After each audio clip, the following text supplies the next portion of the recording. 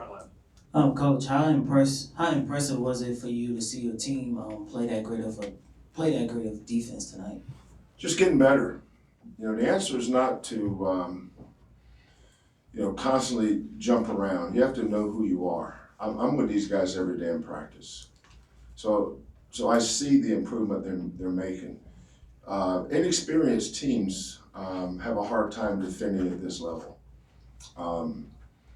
That's why teams that rely strictly on freshmen, I don't care how highly they're rated, I don't care how many 5 stars they got or stars they got, I don't care what their projection is. Most freshmen don't guard, which is why a lot of those one-and-done teams don't win the championship. Look at the 2 teams that were in the championship last year. Texas Tech.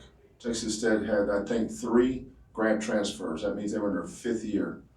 Virginia, old veteran team. Old teams and veteran teams can guard. Look at our team last year. If this team were to stay together for 2 more years, they would be where last year's team was last year. So just keep getting better. Believe in what you're doing. Be firm. Hold guys accountable. But another big reason why our defense was so good tonight was Brison Gresham. You take your pick. These are the 2 best players on the floor tonight. Brison on defense. And I thought the second half tonight was the best DeJon's played since last season. He struggled. But you got to remember, he's not a machine now. That kid set out 35 consecutive days where he didn't touch a basketball. That's not easy to start from there and think you're just going to, pick up where you left off. He's getting back to, and DeJon's playing at a high level. He makes us pretty good. I thought his defense was good tonight. He rebounded the ball, and I thought he played with some intelligence the second half. But Brison, though, Brison was a horse in there. 6 offensive rebounds, 6 defensive rebounds, and 6 block shots. That's pretty impressive. That's the best I think we've had anybody play this year. Kelvin, yesterday you had mentioned. And the other thing, Nate's one of those guys that's easy to take for granted because he does it every night. What's most impressive about Nate, he had 17 points and only took 6 shots. So his efficiency was good. He didn't force anything. His teams they're learning to play with each other, and it's going to take a while. That's why you're disappointed when you lose a game because we know how much we put into it, but we also know that we just got to keep hitting that rock and keep fighting and getting better, and we did that. We got better the last 3 days of practice. You had mentioned yesterday about the point guard spot and maybe tinkering with it. Caleb getting the start today, and then how you use DeJon. Can you kind of talk about maybe doing some of that, what you were trying to maybe kickstart? Yeah, really, I think my main reason for doing it was getting DeJon more comfortable. He's first of all, DeJon doesn't have an ego. So taking him out of the starting lineup and bringing him off the bench is it's not hard for him because he just cares about winning. DeJon's a winner. Now some guys, immature guys pout. Mature guys want to win. They don't care. But I respect DeJon. I brought him in, told him what I was going to do, and he reacted exactly the way I thought he would. Coach, 11 turnovers in the first half and only 1 turnover throughout the entire second half. What did you see from the team just from the first half to the second half? Well, we had 5 offensive charges. I don't know if I've ever had a team do that. Of course, I can't remember all the games. We might have, but I can't remember one. It seemed like we had 5 offensive fouls. But Bryce is not exactly Akeem Olajuwon down there. He banged the guy once and he moved, and Bryce said, well, let me see if I can do this again. Next thing you know, he fell down. I said, Bryce, that second one don't work, Hoss. And then Fabian, it worked so well for Bryson, Fabian said, let me try it. Same result. The next thing you know, Quentin got one. But that's why it was if we just take care of the ball, we were up. I think the South Carolina game we were up 20, but we had 17 turnovers. The second half, when they're in front of me, I can kind of organize them. We got to get better at being organized in the first half when they're just have each other. And that's where we've got to just keep getting better in practice. We're a long way away. This team, don't compare this team to last year's team. There might have only been 10 teams in America like last year's team. Last year's team was unique. We set a school record for wins. That means in the history of school, nobody ever won that many. Chances are nobody ever will again, at least in my lifetime. Hopefully I live a few more years. But that's hard to do at this level. Look at you guys watch college basketball. Look at all the teams that are losing every night. Roy Williams is one of my best friends. Or and I go back for 30 years. His team's lost 4 in a row. North Carolina's pretty good. You say, what's wrong with them? Their best player's out with an injury. But we're 7-3.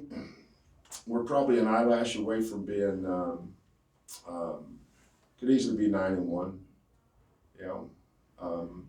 But we're who we choose to be. Nobody else gets to choose anything about us. We choose who we are, and that's why we go to practice every day, and we sweat and we bleed and we do it all together. But these are my guys, and I'm gonna ride with them. Brison, what was different for you tonight in terms of the block shots with the timing? What was it? I'll say it's the way I practice. I had a good practice these past 2 days, so I feel like my energy got brought over from practice on the court.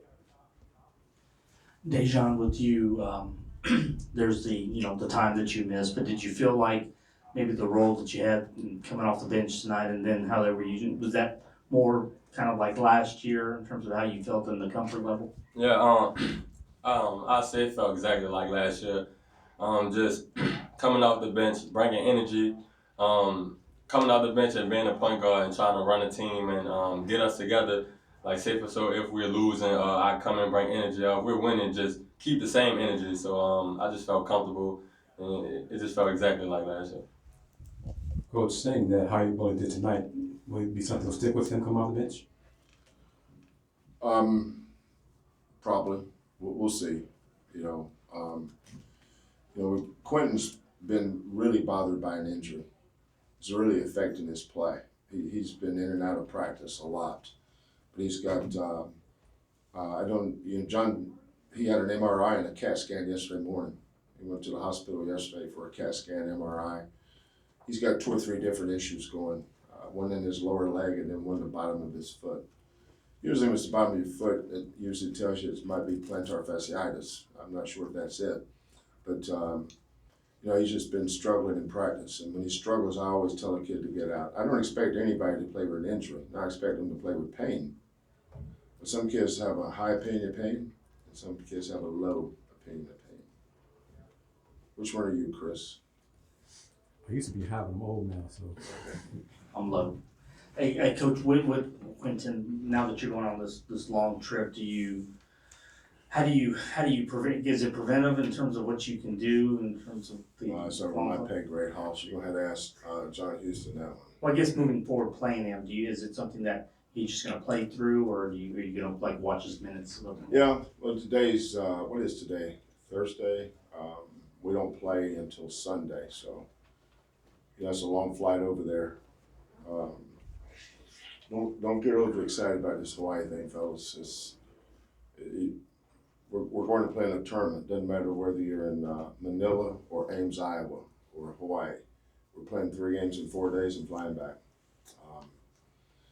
But this is a great opportunity for us to continue to grow as a team, and that's what we just have to keep growing. Season doesn't end in November or December. I mean, we got a lot of basketball in front of us, a lot of room for improvement. How do you think Caleb did defensively? Getting better. He's getting better. He's learning how to play. We weren't very good defensively a month ago, But that's because when Marcus and Caleb's on the floor, we weren't going to be very good.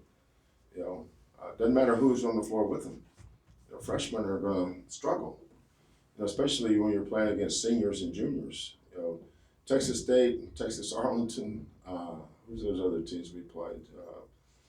Oklahoma State's 3 best players are 3 fourth-year seniors: McGriff, Jacqua, and Waters. You know, they're seniors. You know, Oregon's best player is a senior. They start 3 grad transfers and 2 seniors. You know, they're old. You know, BYU, that goes without saying. So, you know, for us, I don't overreact to wins or losses. Never have. You just have to keep pounding that rock, keep getting better and better. This team will keep getting better. DeJon, I can't remember if you were on the court at the time, but they score that basket to get within 5 and get the technical, and you guys kind of take off from there. Is that, you know, sometimes you look for motivation or lighting the fire. Was there anything in that spurt that, you know, once they closed it, that you guys just did? I actually was in the game. Yeah. He screamed in my face, but I'm learning, getting better, and I ain't react. So he got the tech.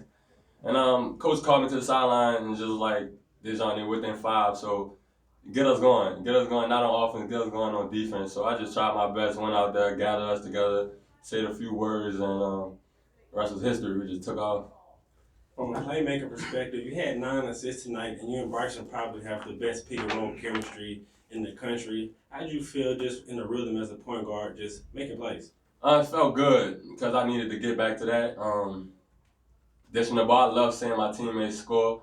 That brings a joy to me just as much as me scoring. I probably passed up a lot of shots tonight to get them shots, but it don't matter. Me and Bryce, we just been having that chemistry, and it just carries over. And we know each other so well. Like, he knows when I'm gonna throw, he knows when I'm not gonna throw it. So it's just, if it's there, it's there. If it's not, move it.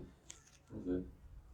Bryce, along that line, that's been your guy for what, since y'all were kids, or at least 8th grade. I remember you saying that you didn't like him at the beginning when you first met him, and then y'all kind of I developed. about 9th grade. Since 9th grade, we've been doing that. I was playing basketball.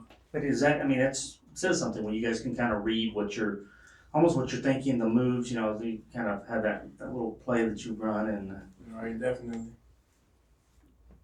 We want you to expand on it. Expanding which way?